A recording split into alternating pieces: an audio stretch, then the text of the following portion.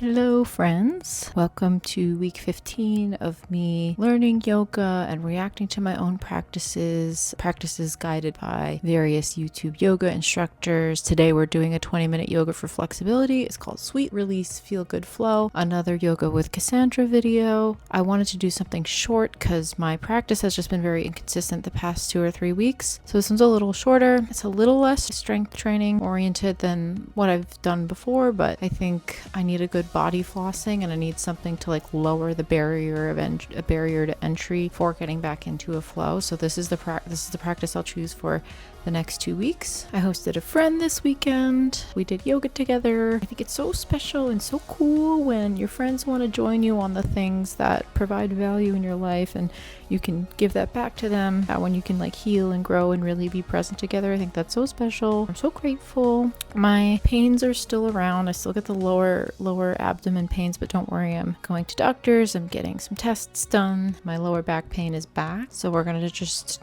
do some slower, more flexibility oriented yogas, get those lower back muscles stretched back out, my hips stretched back out. We'll do some lighter walks this week, a little shorter, a little less incline. I have faith that my body has bounced back before. I think it can do it again. I believe in all my little cells working together and massaging out my tissues and getting blood to where it needs to go and nutrients to where it needs to go. I believe in my body. Okay, so thank you again. Welcome to week 15 and let's get it started. Yeah, I like a practice starting out in child's pose. It's very active and like actively getting you to think about your body and where you're feeling the stretch and things like this. This flow in general, it's like a little bit fast-paced. So like in the restorative poses, besides the intro and the end, it goes a little fast, but I liked it. I definitely felt very flossed after this. So yeah. Being in a wide-legged child's pose is a really great way to just arrive. It helps me arrive faster than just sitting cross-legged and entering a practice with breath work, but that's just me. Yeah, been hard to stay consistent lately, but still trying to show up. Yeah, so starting the practice out really with some cat-cows. You can see how like my lower back doesn't really curve up with the hump between my shoulder blades. So it's still disjointed, and yeah, the pain is back because I haven't been practicing and I took a break when my stomach was hurting. And I think this practice starts out pretty bold with some of these like back bend practices. I try to be realistic about it. When you are doing like a cobra or I get like a sphinx or things like that, I forget what this one's called. Really making sure that your back legs and back feet and the tops of your feet are pressing into the bottom of the ground actually really does alleviate the pinching from the lower back. So that is it's so hard and so annoying to think about like your support when you're learning, and it's like the annoying core work part of it all, but it does make progress happen. Just keep that in mind when I don't want to do it. These are some child poses into some upward dogs. I guess they're kind of like cobras, really. I felt okay. Into the first downward dog. I think in down, like my ankle mobility is just pretty poor. I got wonky feet, but eventually I would like to be able to get my ankles down to the floor in downward dog. To be fair, this was also the first downward dog of the day, so I'm not taking it too seriously, but even so. I'm doing a wide-legged, it's a yogi squat. I don't know the formal name for it, but yeah, doing a yogi squat. This is difficult. I think it's really hard for me to keep my back straight in a yogi squat. I think I'm always too focused on making sure my feet are flat on the ground. Because again, the weird ankles I got going. The first ragdoll, breathing in, breathing out, shaking it out.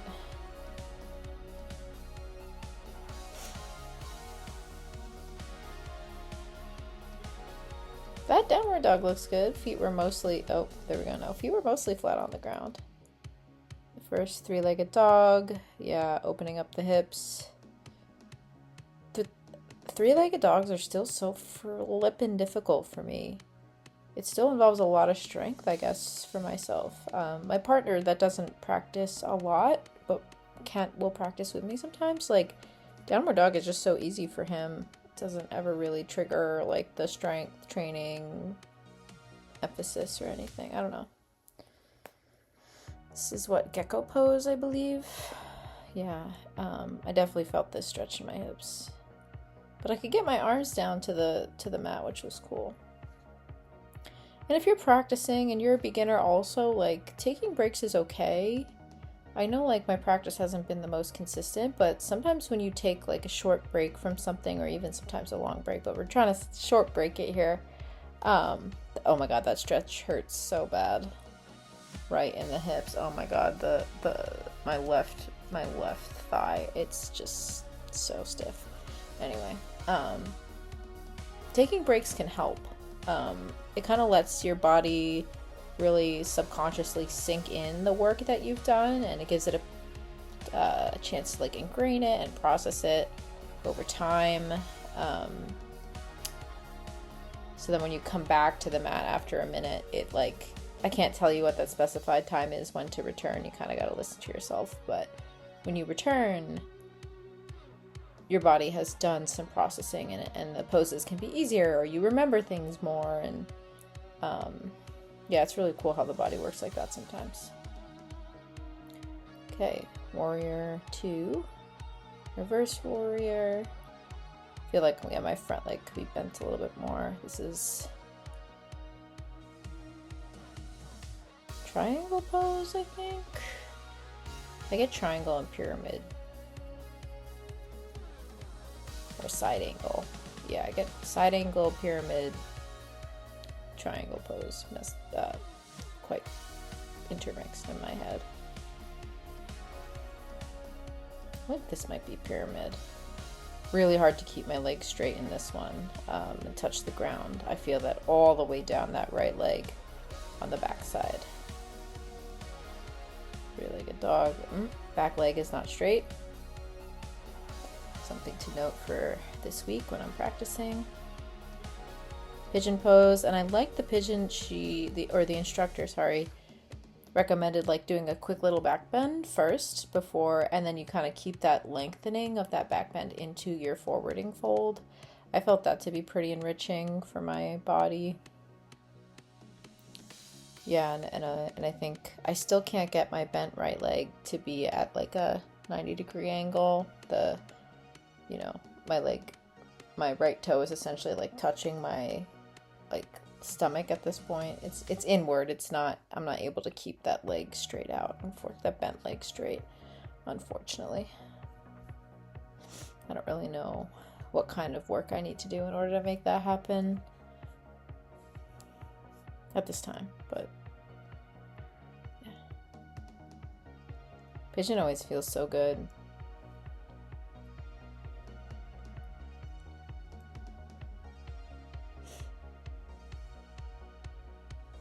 That downward dog looks good. Again, my heels are not on the floor, and then we're doing the same flow on the opposite side. That's a hard, yeah, again, three-legged dog in any form is just so difficult for me, but whatever. That's why we're doing this. Alright, to gecko pose. Or this is dragonfly pose, and then we go into gecko where we tilt onto the side of our foot in the front. Yeah. This is a really nice hip opener, and yeah, strengthening and flexing the hips and the thighs.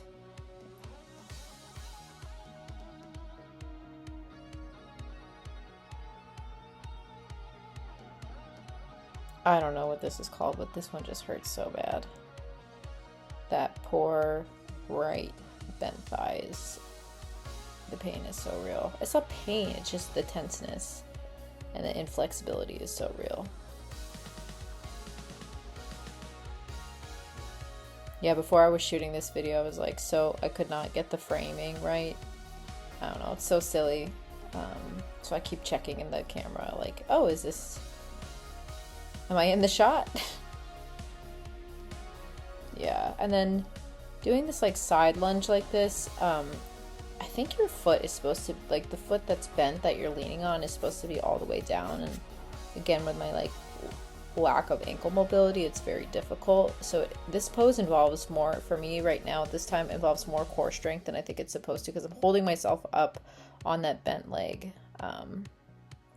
But hopefully one day I'll be able to keep that foot on the ground and just stretch for stretching's sake.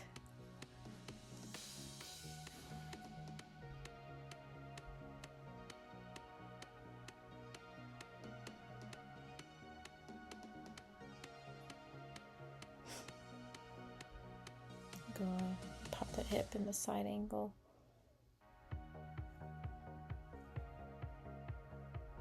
It's like, I love the sweatshirt. It's such a rainy day outside, gloomy rainy day, and it's like the biggest sweatshirt I own. It's nice to feel comfortable when you're practicing. This is, I guess, pyramid pose. Really hard to touch the ground. I feel that right up the backside of that straightforward left leg. I think my legs need to be more close together for that one. And then back into three-legged dog, and then pyramid stretch on the other side. Yes, a little bit of back bend and carrying that length into folding downward.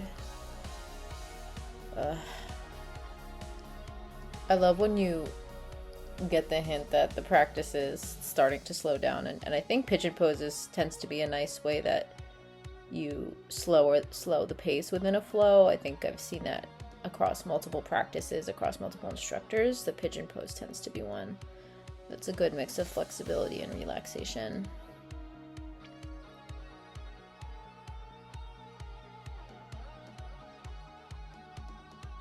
Yeah, it's so nice.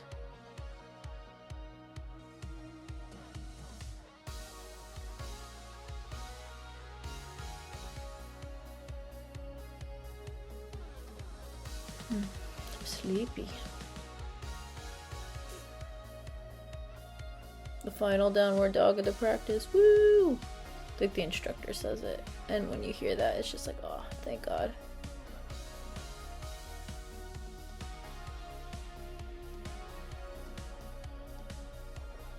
Right, so I think we're ending... Oh, other side. Ending with some neck stretching. It really gets into the left side, this pose. I have my hands intertwined or interlaced on my back right side, on my back right hip. Then we do it on the other side. I think I was supposed to. I like the reminders that when you lace your hands in one direction, you want to lace them in the other too, even if it feels uncomfortable. Just balance in the body is so important. I don't think I did that here, so noted for next time.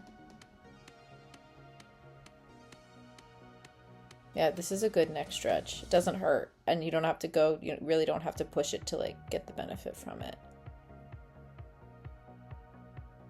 She's like, okay, left arm over right, and like I'm still, my left and my rights are not so easily articulated in my head sometimes.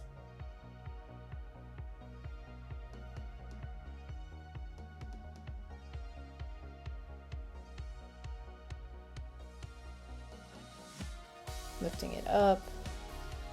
Yeah, I definitely have some sort of pinched nerve in my shoulder as well. It's like, I think it's related to the carpal tunnel that I have. Just a lot of lack of flexibility or tenseness in those shoulders. Thankfully, it hasn't caused a major injury, but I definitely notice it. And the carpal tunnel does inhibit a lot of crafting and a lot of small movements in my everyday life, like playing an instrument and stuff. Alright, and the instructor ends his practice on a meditation instead of a breath work, which is nice. Just like breathing and body scanning and, you know, just taking note of anything. Like when I was doing this today, and I still felt like in between my shoulder blades, like I felt like it was not relaxed yet. And it's just a reminder to take into the week, when you're sitting at your desk job, and just roll it back, baby, roll it back. None of it's that serious at the end of the day. It's important, but it's not all that serious. Urgency is not the prerogative in my life anymore. It's important to get things done when they're asked of you, for sure, but it's never going to be life or death. I thanked my body a lot because she went through it last week, emotionally and physically, so I definitely wanted to give some gratitude.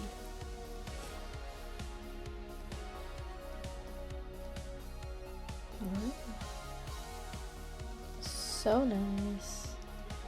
Thank you.